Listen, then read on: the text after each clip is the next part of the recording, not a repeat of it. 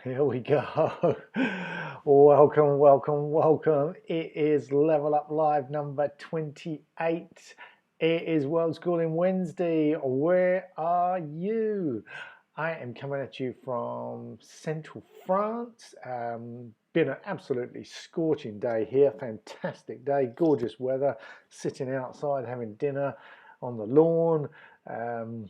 Yeah, that's our out and about. It's the wonderful lawn we have. Well, actually, we don't have a wonderful lawn. It's well overdue a mow, but the mower's broke. Anyway, I'm digressing. I'm digressing. So quickly, I'll come back. Um, if you are new to the show, where in the world are you? Let us know. Are you still in lockdown? Leave a comment in the chat, yes or no. And what does it look like? How is life treating you? We, as I say, are in central France. Now we have been, excuse me, we have been locked down for about 7 or 8 weeks, but last Monday, so not 2 days ago, but the previous Monday is when France eased its restrictions and we were allowed out the house in the car as a family without paperwork and things like that. And credit to the girls, they have been cooped up. I say cooped up, we can't really complain, and I'll talk about that in a second. We are, I'm the only one who's been out the house in the car, going to the grocery store a couple of times, doing a big shop, but then hardly going out. And the girls have not been out at all. But let me put all that into a bit of context. So we are in well, first of all, if you don't know who I am Colin Clapp from Parenting Passports and Profits. If you want to find out a little bit more about myself and who we is, that is my partner Ellie and our 2 girls. We're a Worldschooling family of 3.5 years now. We're from New Zealand, and we left New Zealand in February 2017. So we're past our 3-year anniversary, well into our 4th year. And when we started, our daughter was 3 1/4, and we headed to Southeast Asia, and life has unfolded from there, really. And we have been, for the majority of this time up until now, in Southeast Asia. We extended that slightly to the Philippines the early part of this year, January, and that's where we were right up until March. The only break we had was we went back to New Zealand late 2018, I guess about halfway through that sort of 3-year gap, and we brought baby number 2 into the world and had our second daughter, and she was born happy and healthy. And as soon as we saw that she was happy and healthy, we booked our tickets and left before she was 10 weeks old. So she travels on a New Zealand passport, but she's hardly seen her home country at all. So yeah, 3 and a bit year veterans of Worldschooling. We were planning to start a new chapter in our lives by moving to Europe and Worldschooling around Europe in 2020. That was always the plan. We expected to do it about now, but Lady Luck in Serendipity was looking after us because she told us about a house set in France, and we decided to apply for it, and here we are. I'm coming at you from a very rural house set, like I say, in central France. To get here, nearest main town is Poitiers, I believe, and I don't know if I've pronounced that correct. I speak a little bit of French, un peu, and it took us about an hour and a half on a fast train, and then maybe 45 minutes and a bit to drive here from the train station where the house owners came and picked us up. So we arrived, like I say, serendipitously, I do love that word, and luckily about a week before lockdown. you know, the world went crazy. Of course, when we came, we didn't know that we were going to be entering into that. We arrived after nearly 4 years of sort of endless summers. We had no warm clothes, and we had just enough time to get some warm clothes, settle in, understand where everything was in the house. The homeowners are a retired British couple who have gone out to Australia to look after a relative. They made us settle in. It was it was fantastic, but of course then everything changed very, very quickly. And but I guess why I'm saying all of this is because if we were not locked down, we are severely isolated. We are in a rural hamlet of 5 houses. Of those 5 houses, we believe 4 are occupied that we can see. Of the 4, which includes us, 3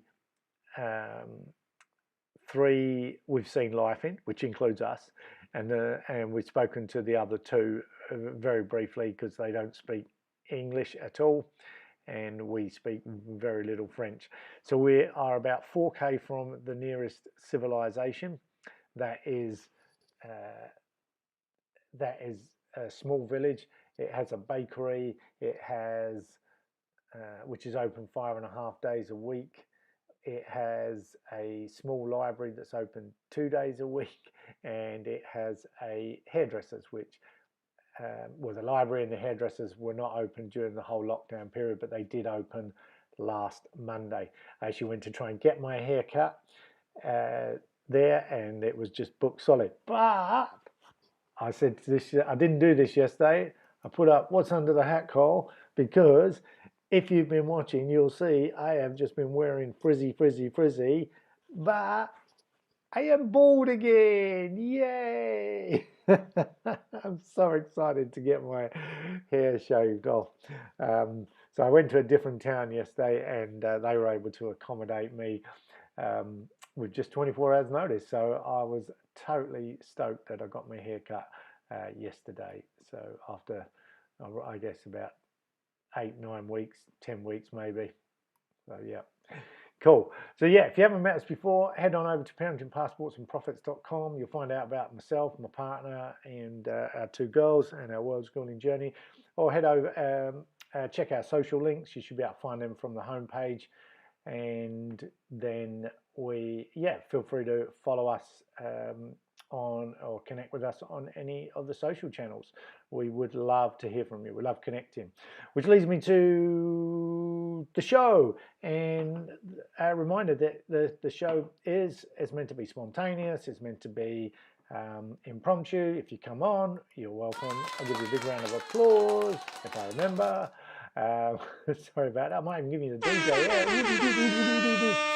DJ. But yeah, I'm meant to have a bit of fun, and so on the screen you should see a URL there. That URL is to a virtual room, and the software I'm using to broadcast live, it just picks up the virtual room, and you will be able to chat away, and I would love to hear your adventures. So it's a family-friendly show. If you want to bring the kids on, please do. I'd love to. Unfortunately, my kids are in bed, absolutely exhausted at last. This is probably the earliest and most relaxed I've come to the show. Often I'm lying in bed thinking, is my daughter going to go to sleep? Is my daughter going to go to sleep? Is my daughter going to go to sleep? But we all got up extremely early today. I think we all got up about 6:30, which is not our normal modus operandi.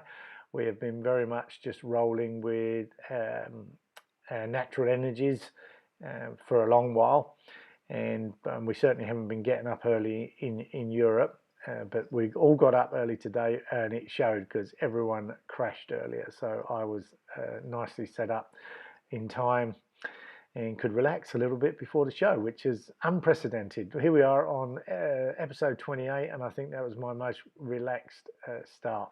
So yeah, so the show is very much, you are more than welcome to come on. If you don't come on, I will talk and share some insights into this, that, or the other. And today it is Worldschooling Wednesday. So before I get to today's questions, which so what we're going to look at today, and if you would like to talk to those, how do you decide on your destinations and what types of accommodation do you use? And I want to thank my friend Karen King of Worldschooling Central.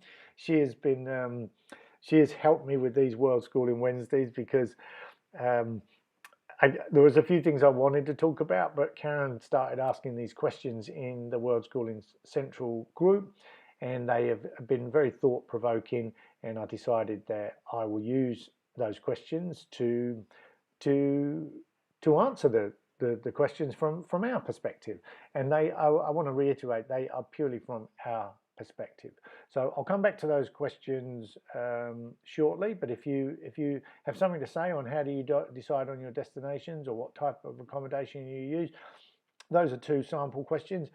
By all means, come on and let us know your thoughts, but also feel free to just come on and tell us what's going on, which leads me to let me talk about why I'd love you to come on and the whole Level Up Live and what that's all about. So the purpose of the show, leveling up, making the world a better place today than it was yesterday.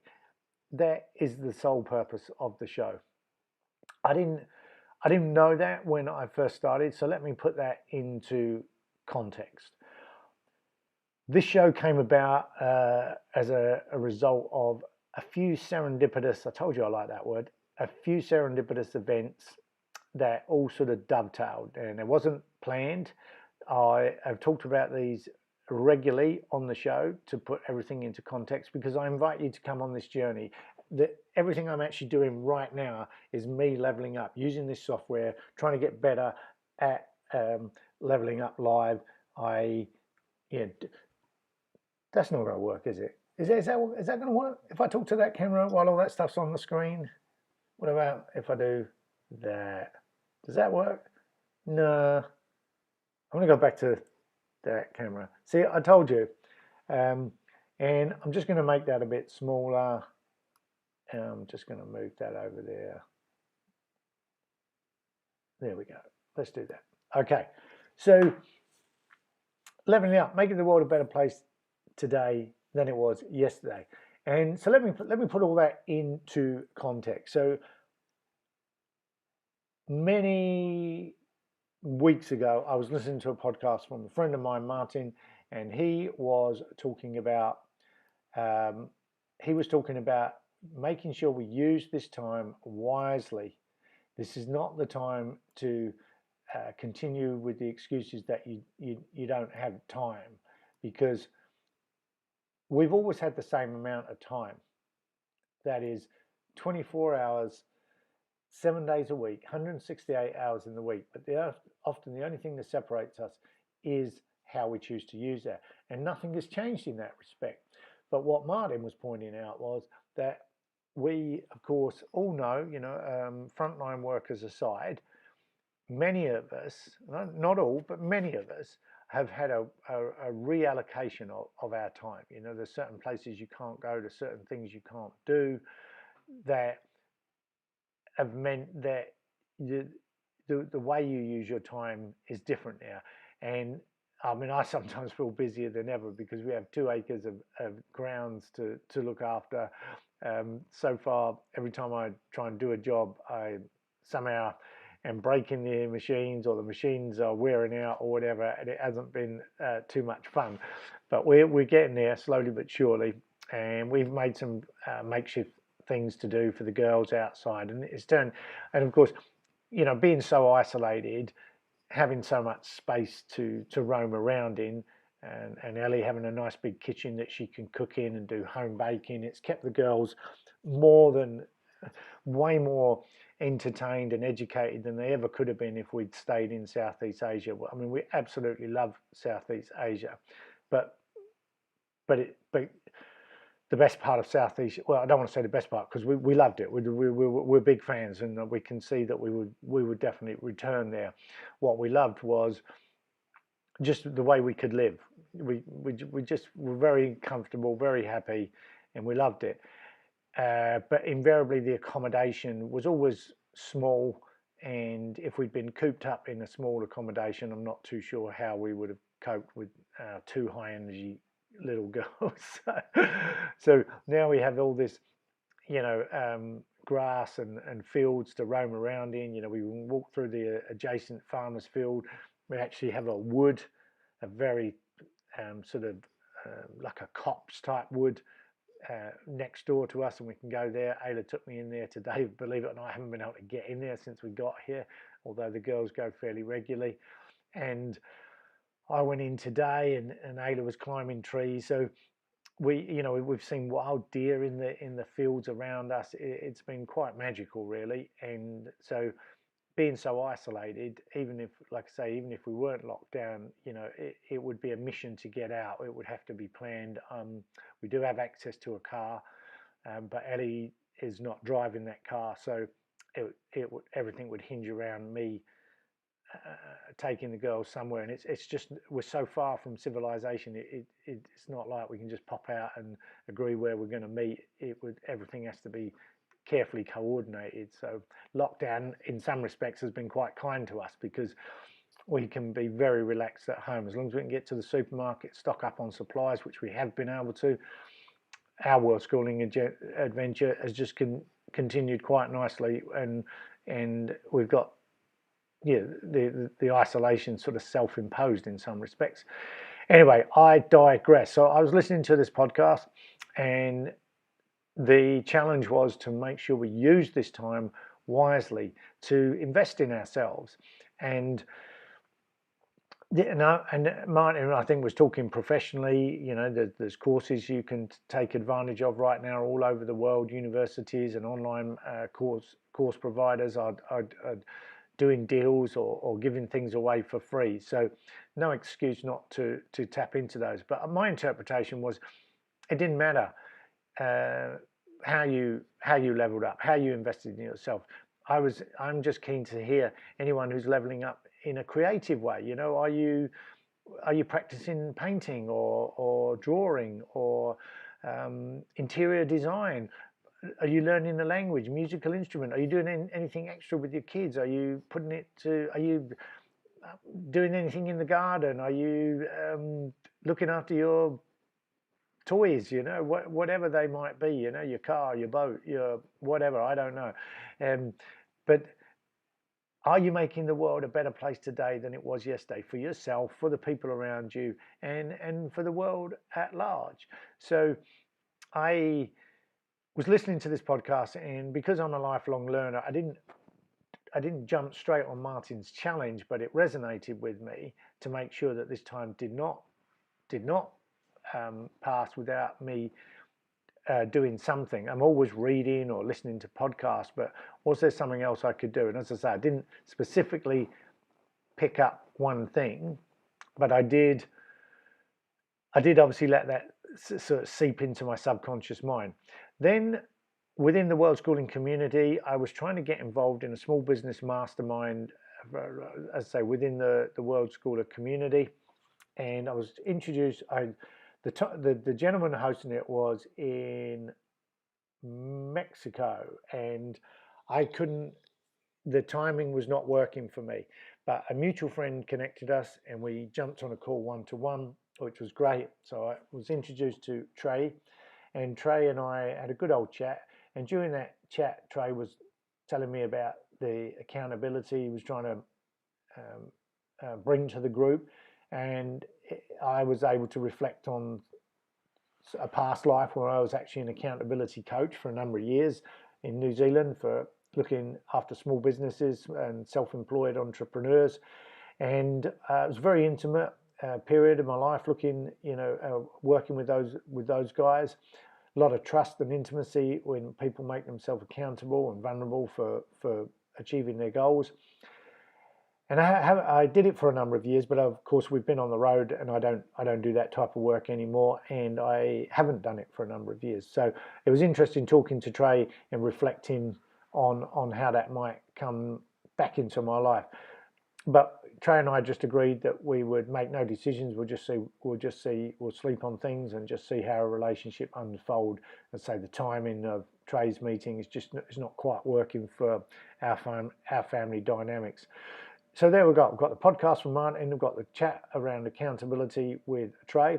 And then this is all, both these things happened around the beginning of COVID-19 and the world changing, and under our own roof, Ellie and I were reflecting on the, what we could do during this time. How could we make ourselves available to people if they wanted help in any shape or form, if they needed an empathetic ear about anything related to world schooling or health and fitness. So Ellie's a health and fitness professional. If you want to check out a little bit more about Ellie, you can find her over at elliemcguinness.com. Let me just drag that down there. So yeah, Ellie, yeah, she's been a health and fitness professional for 20 years now, around that, and she she wanted to make sure she was available. We wanted to make sure we were available if anyone wanted to talk about anything around location independence or world schooling or whatever. I also do search engine optimization, technical SEO, keyword research, those sorts of things, and we've got some skills in the online space around email marketing, automation, and we just wanted to make sure if anyone had any questions, we were available. So we offered up our calendars and shared that on social media, and a few people jumped on. And we felt like we could do more, but we weren't quite sure. So now I've got 3 things going on in my mind, in my subconscious mind. I'm not quite sure how I'm going to put them to use. And then the 4th thing was seeing that some of my own inspirations, my own mentors in the online world, they were putting themselves out there, and they were sort of using the online space to create a kind of ask me anything type platform. And I saw that and I was resonating with it and thinking, well, I could go back to my coaching days and put on my listening hat and see if I can be of some help. So those 4 things sort of just came together at the same point that I realized I've been talking about doing more video and leveling up with online live video for a long while. So much so that the camera I'm talking to you now is an actual camera. I'm not a photographer. I don't really know the nuances, and I don't really understand cameras too much, but it's just a bit of an upgrade on having our smartphones, although ironically at the same time we upgraded added this camera to our kit. We upgraded our phones, and the cameras on both of our phones are really, really pretty cool, and we've been able to get some great video off of our phones. But this camera is quite lightweight. It's a Canon EOS M6, and lightweight, so you could use it for vlogging type thing. I haven't done too much of that, but we have done a bit. So anyway, the point I'm getting around to is that I've invested in this extra equipment. I'd invested in the software that I'm broadcasting to you from. So I am coming at you from some software called Ecamm Live. It runs on Macs only. So I'm coming at you from my MacBook Pro, and it's not a new one. It's 2012, 2013 maybe. Definitely not much newer than that. So it's been well looked after, and it's still going strong. So but it's a subscription-based service, but it allows you to go live, and it's the sort of thing that's allowing me to jump between these cameras. It's allowing me to do the things like share the screen, so we can do all sorts of things, and it's a thing that's allowing me to let guests come on, just come, jump onto the virtual room, and we can talk. It's exciting that we can do those things. So I hadn't used this software, and I realized this was my opportunity. Taking all those things, Martin's challenge, if I started going live, I'd be accountable. If I started using the software, I'd be leveling up. If I made myself available in an Ask Me Anything platform, I'd be serving, and I'd also be working out things for myself. So it all came together, and on Easter Monday, I went live with a Lockdown Level Up Live. We were deep in lockdown, and here we are 28 days later. I've been live every Monday to Friday since then, and it has been fantastic. There's so much I've learned about just simply turning up. I've learned how to use the software. It took me about 2 weeks, maybe 2.5 weeks to get the tech sorted. I wasn't too sure how to get the camera going. Didn't, there was things on the screen that I've got that I didn't understand how they worked and all those sorts of things. But I just kept turning up. I kept turning up, and in the process, I've learned how to use the software. I've learned how to do a few things. Like I say, if you come on, we'll give you a nice big round of applause. All these little things are just built into the machine, into the software, and there's so much more we can do. The text that you see, when I go, where in the world are you? If I didn't have so much text all over the screen, this looks pretty cool. But I would switch off the Worldschooling Wednesday and up above. So very keen. If you are just joining in now, do leave a comment in the chat. Are you in lockdown, or where are you? What does life look like? Okay, so we'll go back. So it's the software that allows me to do this and quickly move, and I've been getting better and better at it. And I am not, I don't have great equipment. These are just regular earbuds from a phone. The lighting isn't fantastic, which reminds me, check this out. I've only just realized I don't have the light on. And that's because you're not plugged in. Watch this.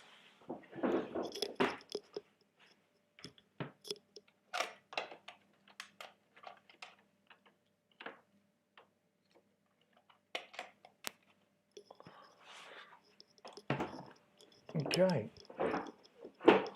Let me see if does this make any difference? It's a very dim light. Actually, it hardly makes any difference. But on a different night, I think that bulb's, the lighting got pretty shaky. What about if I do that? How about that? Okay, I can't see on the screen, but there you go. That's different. So I'm going to go back to this camera.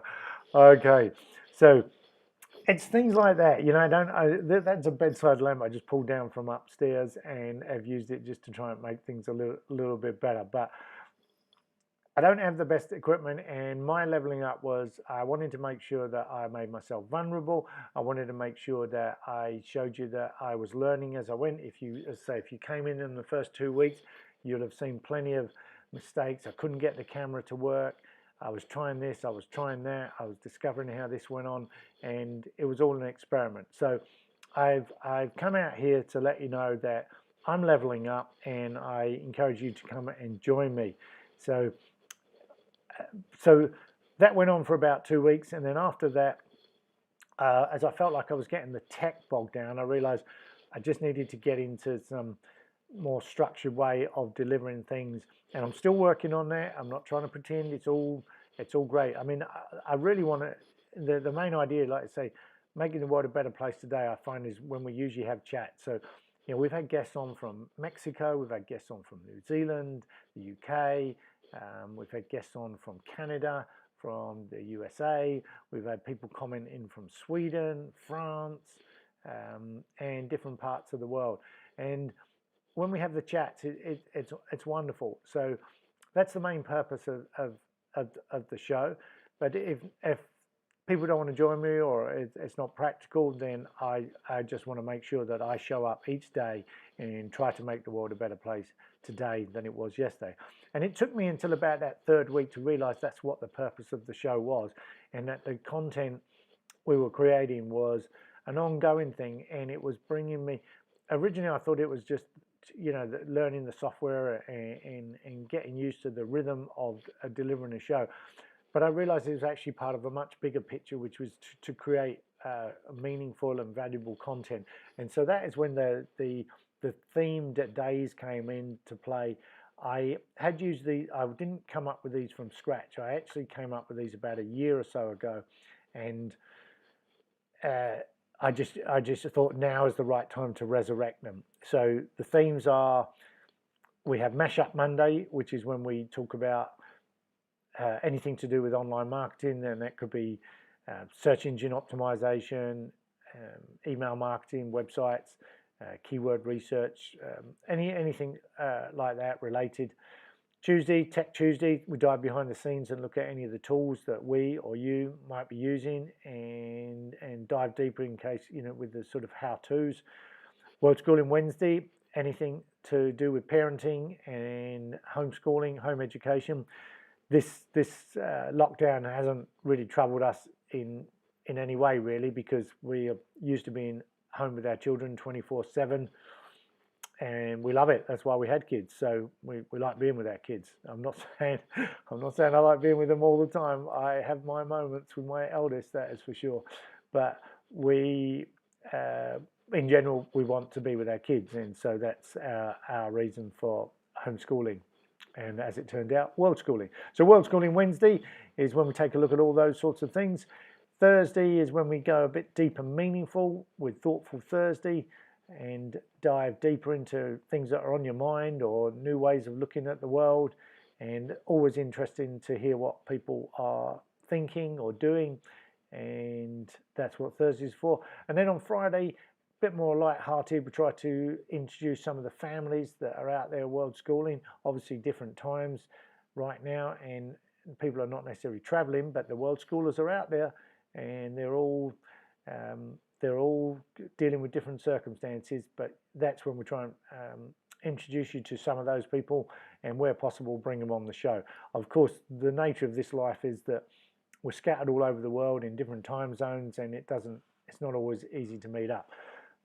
But so Level Up Live, I don't know what the future of Level Up Live is going to be, and but it was an experiment to see how far I could go with it, what I could do with it, and move towards making the world a better place today than it was yesterday. So Ellie and I are committed to creating content. We've upgraded all 3 of our websites, and now we're ready to we've got a lot of content that we haven't put out there, and now we want to make sure we can put it out, and hopefully that information that we can share will be of value to people who are thinking about a location independent lifestyle or working online. So watch that space.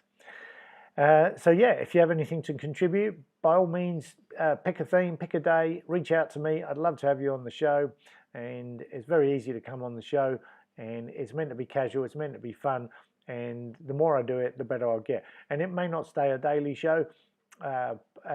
It may be more spontaneous once we're creating regular content. I'm working on a particular project, and as soon as I've got that out of the way, which I'm hoping I'm just days away from it now, I feel like it's the final piece of the jigsaw in terms of our websites, and then we want to get into more of a rhythmic content creation process. We've kind of been skirting around the edges of it for a while we've built systems, which I was talking about last night. But we feel well ready now.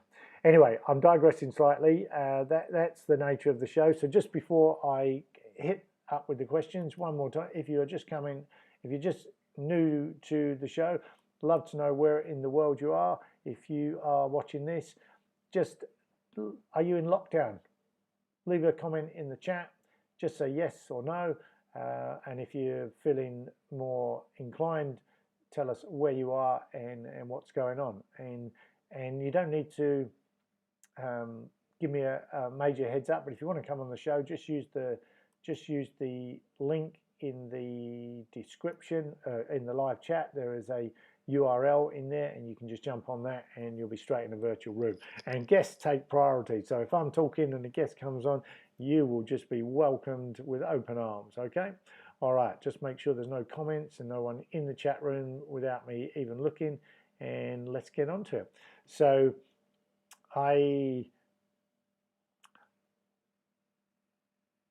let's get rid of that. There we go. Okay, it's Worldschooling Wednesday. Today's questions are: how do you decide on your destinations, and what types of accommodation do you use? So thank you, Karen King, for posing these questions that are giving me an opportunity to think. I feel like the questions in the previous World Schooling Wednesdays have been a little bit more philosophical, whereas these ones are probably a little bit more practical.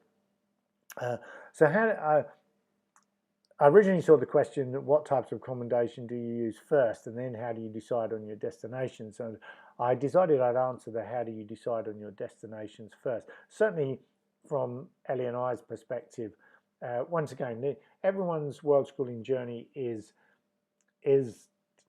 individual, and Ellie and I only function in a way that works for us. And so I don't want to assume that, you know, I don't want to assume that what I say works for anyone else. This is what has worked for us, and we value our own family dynamics. We believe happiness is a choice, and so we make our decisions by talking around how we're going to be happy, you know, what it takes. Now I'm not going to go off on a tangent into our backstory, but you can definitely head over to parentingpassportsandprofits.com and get our backstory. But tonight I just want to answer the questions that Karen has posed. How do you decide on your destination? So when we first started, we decided Southeast Asia was the destination because we wanted a lower cost of living, and we wanted a bit of adventure. I'm not going to go into our full backstory, but we needed a break. We were burned out and we needed a new life. We pretty much gave ourselves a blank canvas, and we needed some space to breathe and be, you know, and just be present for each other, be present for our daughter, our only daughter at the time. And we just needed to remind ourselves of all the wonderful things that were available and possible in the world. We'd taken a bit of a hit mentally, financially, emotionally, and we needed to recover. And we felt Southeast Asia offered that environment. We didn't know exactly where, so we just got one-way tickets to Singapore. And the only reason we went to Singapore is it's a natural connection from New Zealand, and it's also where Ellie's sister lives. So it was a first point of call that was, you know, a clean way of arriving in Southeast Asia. We never intended to stay in Singapore. That was never the plan, and Singapore wasn't going to be where we were going to look for anything permanent.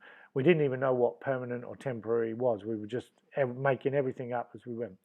But we read about Malaysia as being, we knew some, we were sort of falling in love. We hadn't really embraced world schooling at that point, or we didn't. I'm not quite sure where it was in our psyche as a concept, but we were embracing what we now know as digital nomadism, if that's the word. And we were looking for digital nomad families. So we were aware that digital nomad families had enjoyed living in Malaysia, and from everything we could find out, Malaysia seemed to offer a few options, either in Kuala Lumpur or Penang. And we originally went to KL, and it didn't work out for us. Now, there was some reasons for that, and it's important to understand that it was purely circumstantial, because we were brand new, didn't know what we were doing, ended up in an Airbnb on the, shall we say, on the wrong side of town, got overwhelmed by the size of the city and being so far outside and trying to move around. So it didn't create a good impression. I actually have a cousin who I hardly know live in KL, but it did give me an opportunity to reach out to him and go and meet him and his family, and that was definitely a huge highlight, and we really enjoyed that. But we weren't feeling connected to KL, and so we felt we needed more in the way of community, and we didn't want to be up against the large city and all the traffic communication things. Now, please excuse me. Dust. So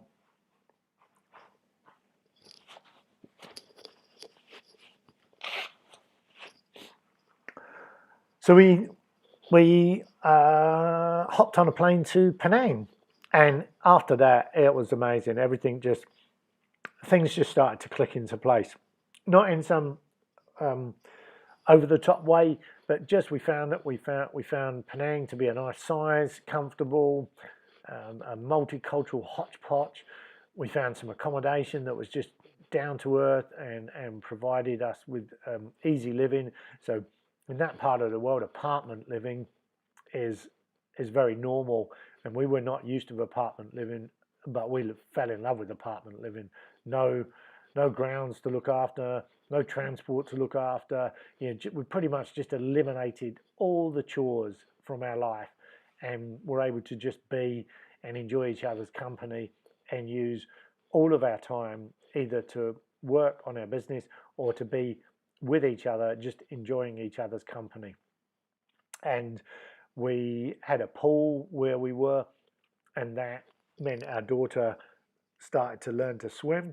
So by the time we'd been in Malaysia three months, and she was 3.5, she'd taught herself to swim. Now, I'm not saying she was doing lengths or anything like that, but she could hold her own in the pool, and it was just wonderful to watch.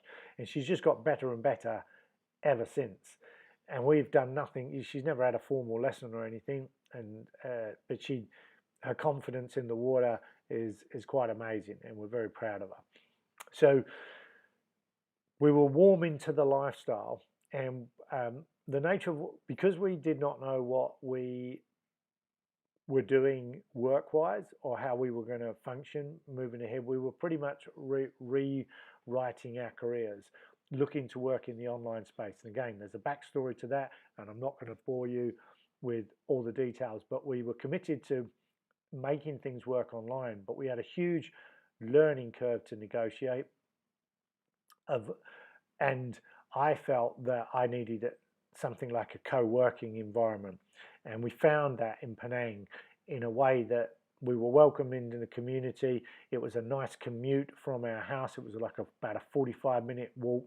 I'd usually go out in the cooler hours in the morning, and Ellie did as well. We'd sort of tag team the parenting and the co-working, and started to get into a groove. And we just settled in, and while we was on such a steep learning curve, we wasn't interested in traveling.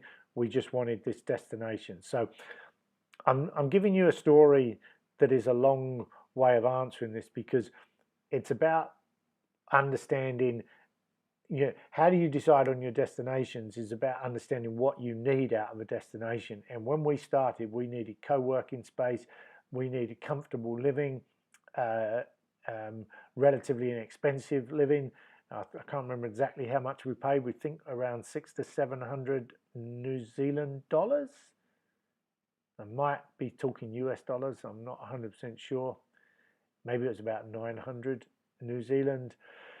And that was taking care of our apartment and our electricity and our Wi-Fi, and we just had a nice, comfortable place. It wasn't brand spanking new or anything like that, but the property was well maintained.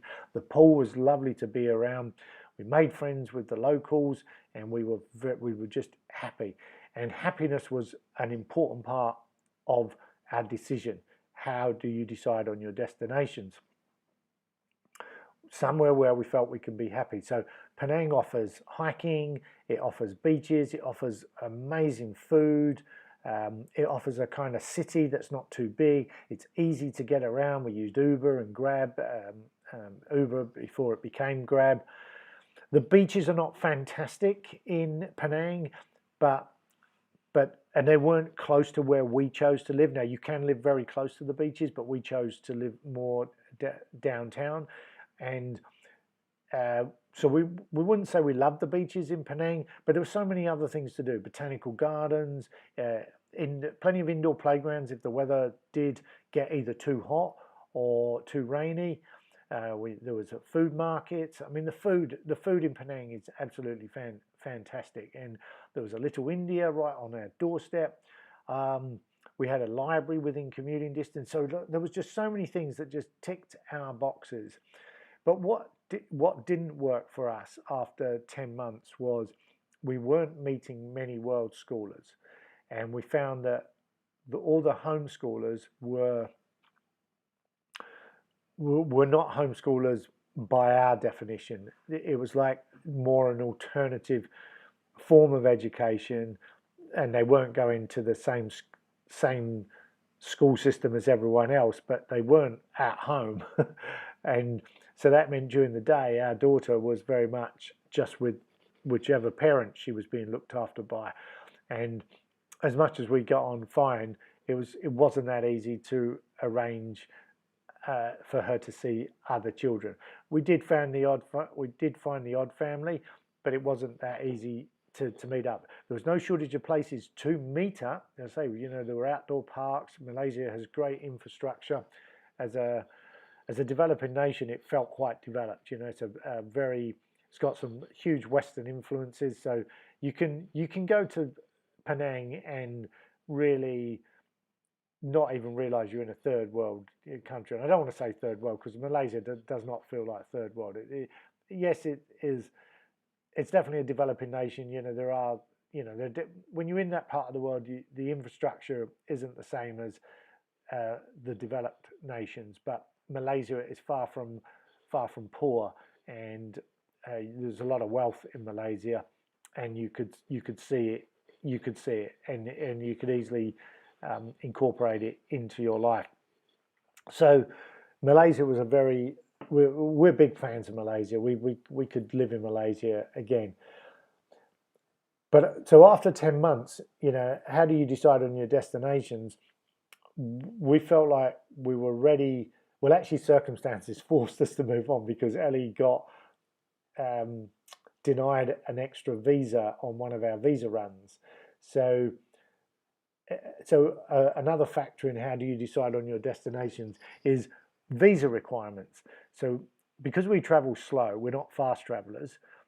We're looking for visas that allow us to stay 3 to 6 months, if not longer, and where we can settle in and sort of just live as locals as much as we possibly can.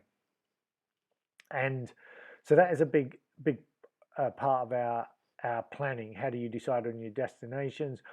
Where can we stay the longest? And then we look for accommodation that suits that. So just to put this into perspective, after 10 months and knowing that we had to leave Malaysia, we had an event to go to in Bali in Indonesia related to investing in our online business. And so because we were going there, we looked into what visa possibilities were available, and we found that we could stay in Bali for 6 months. You couldn't get a 6-month visa, but the way the visa worked out, you could roll it over. You always pay a fee for these things, and people should understand that if you're new to this life, visa runs and visa extensions are sort of part and parcel of how you function moving from country to country. They're an expense. You don't have cars and garages and stuff like that to look after, but you've got visa extensions to pay for and things like that. So we're always looking for where can we do that, and we found that we could stay in Indonesia for 6 months on a single entry visa. So what that meant was we couldn't, if we left at any point, so we were rolling over a visa for 6 months, but if we left at any point, that 6-month rolling opportunity would disappear. But it worked out for us, and I'll come back to what types of accommodation do you use, because Bali was quite pivotal in the types of accommodation do you use. Bali also has a lot of world schoolers, and it's quite a transient place of world schoolers. So this is another thing. How do you decide on your destination? Is where can we find world schooling communities? So originally we were looking for digital nomad families until we realized the sort of subtle nuances between world schooling and digital nomad families, and it was the community that started to take more of an important role in our life on how we decide on our destinations.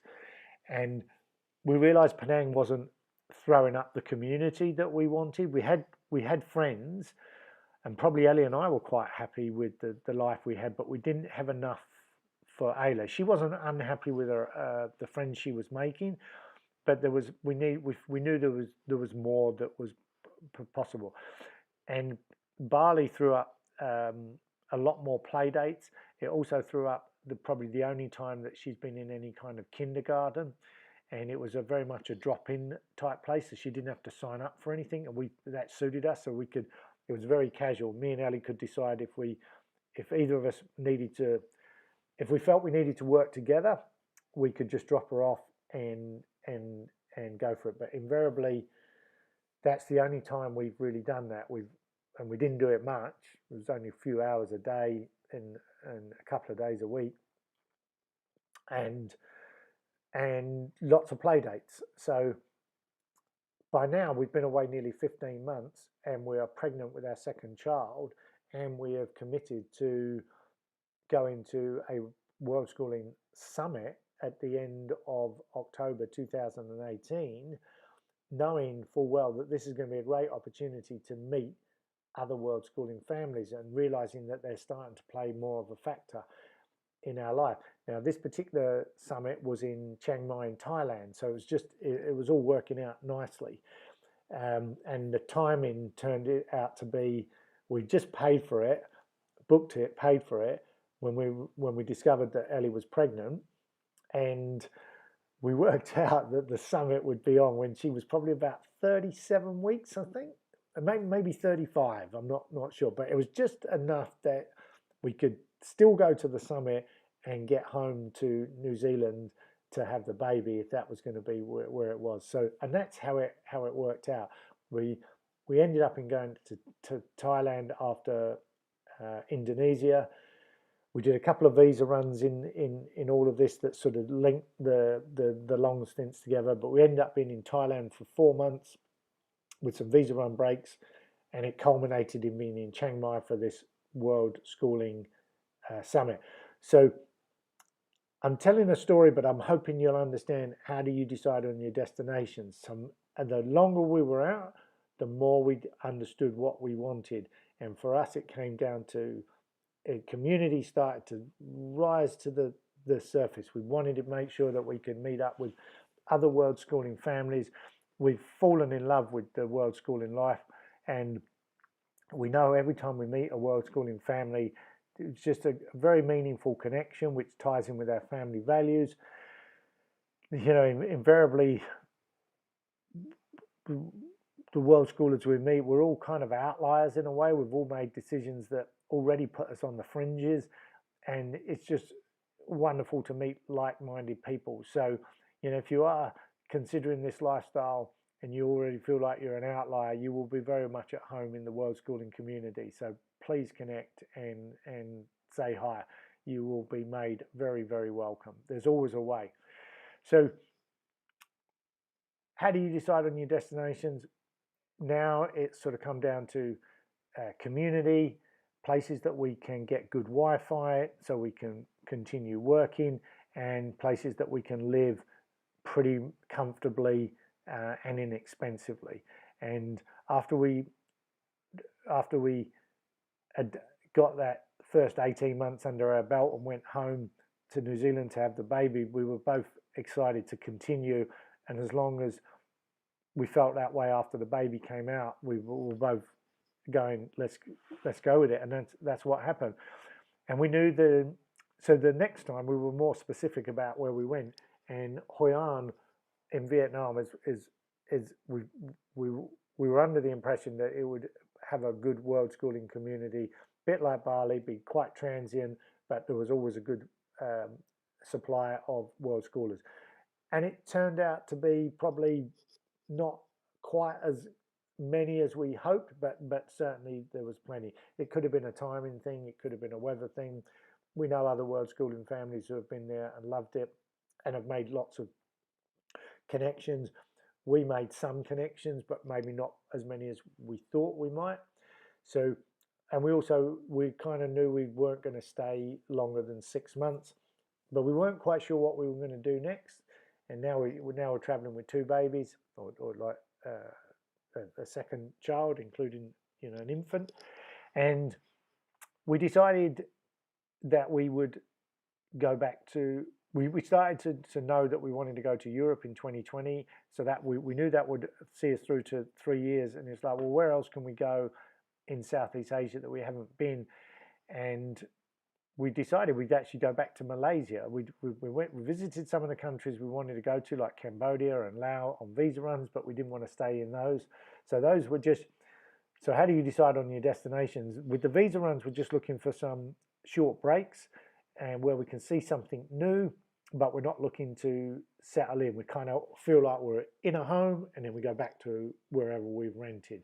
So in Vietnam, we did our visa run to Cambodia.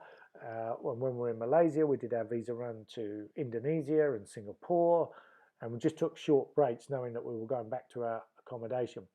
Then when we were in Thailand, we did our visa run to Laos and enjoyed that. So that's how it worked. And then finally, we ended up in the Philippines with the same criteria. We're probably a little bit relaxed about the community for the Philippines. We knew it would be different, but we wanted to see the Philippines before we left. I certainly did. We wanted to see the Philippines before we left Asia. We knew we were thinking about Europe. We didn't realize the timing would work out. So there we go. All right. So I am going to wrap up in a minute. So I will just types of accommodation, or maybe I'll bring it up again, but types of accommodation, that can be anything and anything. We started off with Airbnbs. Well, first one was to go and stay with some relatives, but then Airbnbs, then sometimes cheap hotels. Don't think we've ever been in a hostel. We tried a hostel for one night just recently, but it wasn't a hostel how I kind of expected a hostel, sort of European or American style. But invariably, it's Airbnb, and we book for as long as we possibly can, for as cheap as we can. But if we know we're going to be in for much longer, as is the case in Malaysia, we rented an apartment, and we rented an apartment for a year. We ended up staying 10 months, and our Chinese landlords were absolutely amazing. And when we left early, they refunded us everything, and we can't say enough nice things about those people. Very fond memories. And then when we got to Vietnam, we rented a house for 6 months, and again, our landlord was absolutely fantastic, young family, also expecting a baby while we were there with our newborn. And we were so well looked after, and we just loved having our own little house and those sorts of things. But in between, it will be Airbnbs. But the big one that makes a huge, huge difference, and we had Karen came on the show last week on Family Friday and talked about it, house sitting. House sitting is something that has played a fairly major role. After I spoke to Karen, I started to reflect, well, how much house sitting have we done? So we're house sitting now. But we house sat in Bali for 6 months, or probably 5 months in Bali. We've then had probably maybe in Malaysia and Thailand, we've maybe had about 4 3-week stints, 4 separate 3-week stints. Then we find ourselves here in Europe, and we believe in Europe we will find a lot more. So this one, the way things are shaping out, obviously we couldn't coming at you from COVID-19 time, this one looks like it's going to extend through circumstances, and we don't have any issues with that. So we were sort of roughly calculating that if this one rolls out into 4 or 5 months, we may have done nearly a year's worth of house sitting since we left New Zealand. And we did a little bit of house sitting back in New Zealand while we were waiting for the baby to come in, just after the baby actually came. So with just local friends who were taking holidays back in New Zealand. So house sitting, and Karen said that they'd rolled house sits pretty much they've been on the road a bit longer than us, and they have rolled house sits back to back. And so if you are a family thinking about this lifestyle, family house sits are possible.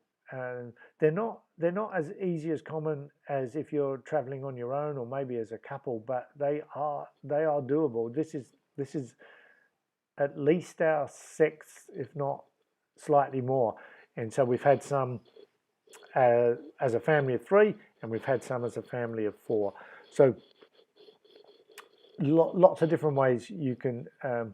We're not really into camping type accommodation or RVing like a lot of people are.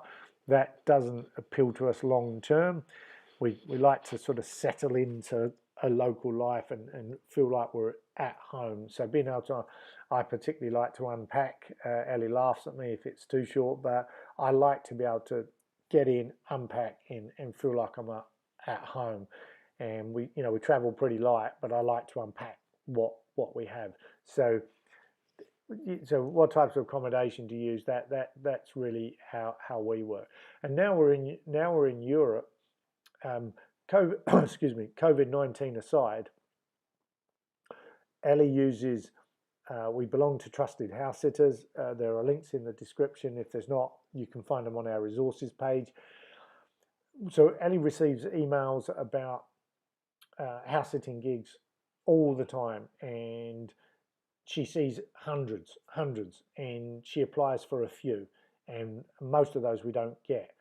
But when they do come up and they fall into place, they invariably fit into our destination planning. So whereas other people may use house sits to decide their destinations, we try and find the house sits in the destinations that we want.